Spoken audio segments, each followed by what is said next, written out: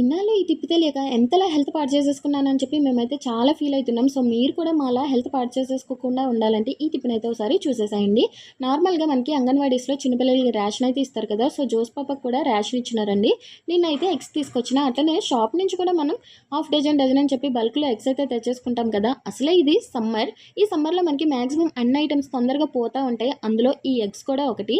So, ఇప్పుడు ఈ ఎగ్స్‌లో నుంచి ఏ ఎగ్స్ బాగున్నాయో, ఏ ఎగ్స్ పాడైపోయినాయో క్లియర్‌గా తెలుసుకోవచ్చండి. ఇప్పుడు నేను చూపిస్తున్నట్టు ఒకసారి ట్రై చేయండి. బౌల్‌లో గానీ, ట్రేలో గానీ ఫుల్‌గా వాటర్ అయితే తీసేసుకోండి. ఇప్పుడు ఈ వాటర్‌లో మన దగ్గర ఉన్న ఎగ్స్ అన్నీ వేయండి. సో, ఇప్పుడు చూడండి క్లియర్‌గా మీకే తెలుస్తుంది. మనకి లోపలికి మునిగున్నాయి కదా! ఈ ఎగ్స్ అయితే మంచిగా ఉన్నాయండి, పాడైపోలేదు. అండ్ పైకి ఈ 2 చూడండి తేలుతా ఉన్నాయి కదా! సో, ఈ ఎగ్స్ అయితే పాడైపోయినాయండి, అంటే కరిగిపోయినాయి. సో, పైకి తేలిన ఎగ్స్ అన్నీ పాడైపోయినట్లే. ఇలాంటి ఎగ్స్ అయితే మనము అస్సలు తినకూడదు. హెల్త్‌కి అస్సలు మంచిది కాదు. సో, నేనైతే పడేశాను.